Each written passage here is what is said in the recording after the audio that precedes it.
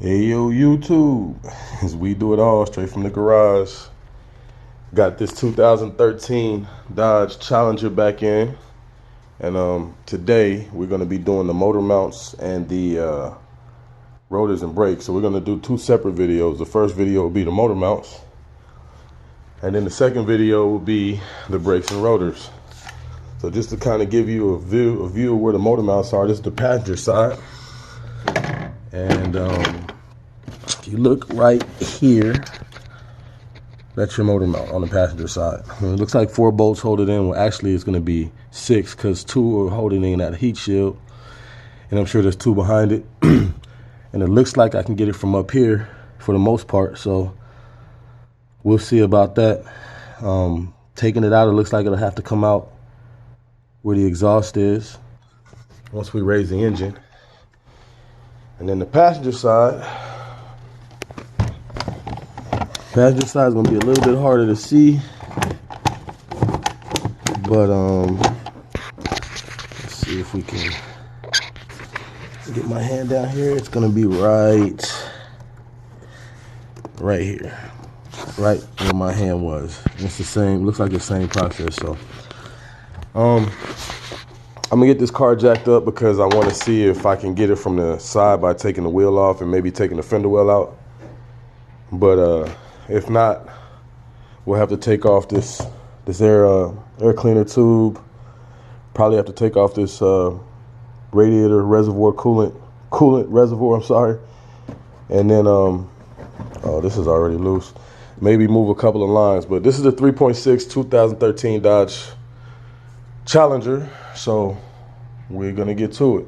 Oh, before I go, please like, comment, and subscribe, man. I appreciate you guys. I tell you this every time because I do. Without you guys, man, I wouldn't be able to get this content out and help people. So at the end of the day, that's what it's about. It's about helping people get the job done. All right, so I'll be back. All right, so upon further inspection, got the wheels off since I got to do the brakes anyway. I was kind of hoping, show y'all my idea. I was kind of hoping I could remove this plastic and get behind it, but the motor mount is actually right here. So got to get it from the top, which is no problem. So I'm gonna start with the hardest one first, which appears to be the driver's side. So I'll remove this intake tube. This should just pop off. Yeah. I'll remove this intake tube and air cleaner tube. And it looks like I should be able to work from here. Maybe with a extension swivel. So first thing I'm gonna do is take this air cleaner out. It's just one flathead screwdriver. This one is already broken, but it looks like it attaches to here.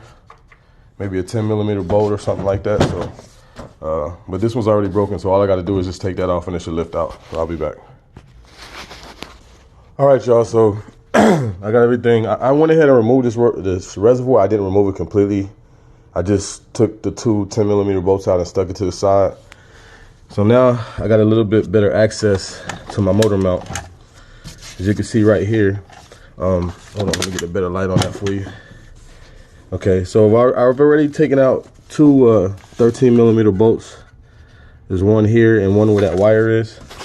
So just make sure that whenever you put this back together, you put this ground wire back on. All right, and that basically will relieve the heat shield that's on the front. The new ones don't come with a heat shield. These are the new ones. So you're gonna have to reuse that heat shield. So make sure you don't discard that. But anyway, I should be able to remove the heat shield now.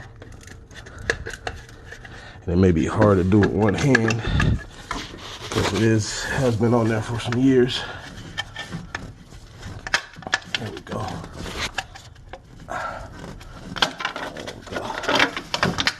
Pull that up.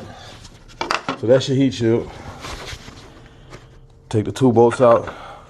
Heat shield should come out. And now you should have a better view of the motor mount. So it looks like you're going to be doing 1/2-inch bolts.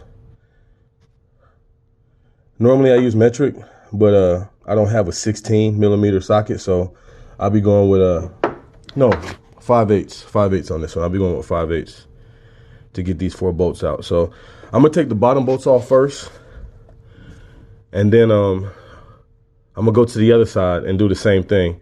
The reason I'm not gonna jack the engine up yet is I want to get all 4 bottom bolts off. That'll give me more clearance on the engine so I could jack it up and take both sides off at the same time. So this process is going to be bottom bolts first, and then I'll loosen the top ones, but I won't take them out. Go ahead and jack up the engine, then I'll take the top bolts out. That's just how I do it. You could do it a different way, but for me, that seems to be the easiest. All right, so I'm gonna go ahead and get these bottom bolts out. And like I said, it's a 5/8, or if you have a 16mm wrench, socket, then that'll work. And then we'll hit the other side.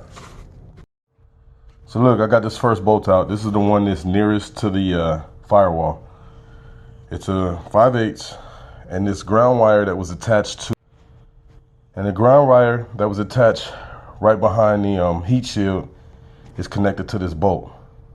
So for frame of reference, just know that this bolt is gonna go on the side closest to the firewall or the side closest to the steering wheel, and it's the rear bolt. And make sure that this wire is in good condition, this ground wire. And this side goes behind the heat shield, and this side goes into the frame where the motor mount sits. All right, y'all, so I'm at the bottom of the car now. And I've got, let me see if I can get a good picture without the light blinding you guys. There's the motor mount right there. I've gotten the 2 bolts loose. Now what I want to do is I want to take this cover off right here. Let me see something. Adjust that brightness a little bit. I want to take this cover off. So there's 1, 2, 3, 4 10mm bolts that you got to take off. And go sideways. This rear cover should come out. So that's what I'm attempting to do right now. So once I get that out, I will come back. All right, y'all, so what I have here, I have my, oh gosh, sorry, so close. Let me see if I can back up a little bit. I have my 4x4 block, and I'm on the bottom of the oil pan with my jack. I have the engine jacked up now, so the motor mount is actually free. And I don't have a lot of pressure on the engine. That's one thing. You can jack it up, and you'll know when the engine stops moving, then you need to stop. You don't want to keep pushing it because you don't want to break nothing. But you just want to get just enough room so you can get access to this thing. And I can show you now, you know, it's out. It's loose. I took the 2 bolts out. Show you what those look like. Oh, they're right here. So those are the ones that hold the motor mount in and the heat shield in. And those 2 go into the engine. So now it's just a matter of getting it out. I can't get it out from back this way because I got the steering shaft here, right here. May be able to, but I do have transmission cooler lines in the way.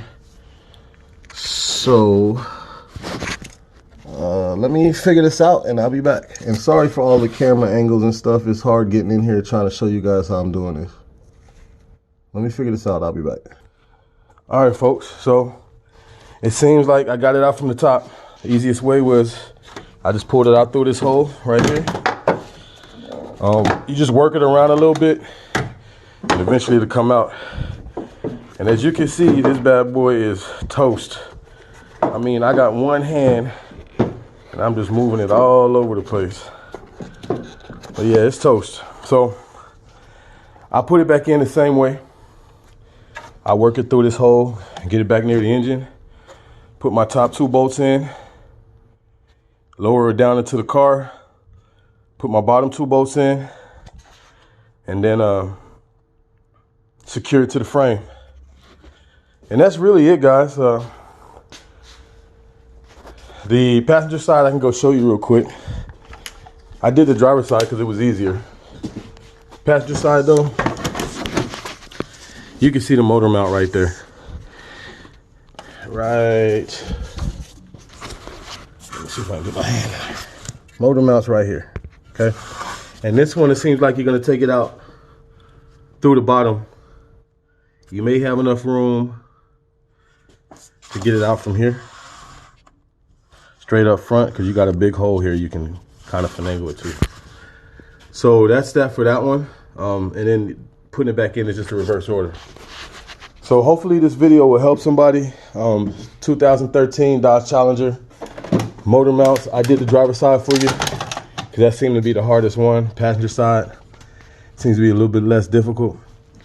If you guys have any questions, please leave them in the comments. And as always, like, comment, subscribe. It's We Do It All, straight from the garage. We out. All right, guys, this is a quick update on the passenger side motor mount. As you can see, it's in down there. When you take it out, it's gonna come out right here, right under the alternator. It comes right out. Word of advice would be to do this job, if you're gonna do it from the bottom of the car. You have a lot more access, even though you may be in your driveway on your back. Just jack it up, put it on jack stands, and you can have this whole job done within about an hour, hour and a half. So it's easier to get everything from the bottom of the car. You will need to still take out the air box on this side because you got to get the motor mount out from the top. But as far as the passenger side, I had it in and out in about 35 minutes. So it's definitely easier to get it from the bottom. All the bolts are right there. And hopefully this helps somebody. So once again, we do it all straight from the garage. Appreciate you guys. Peace.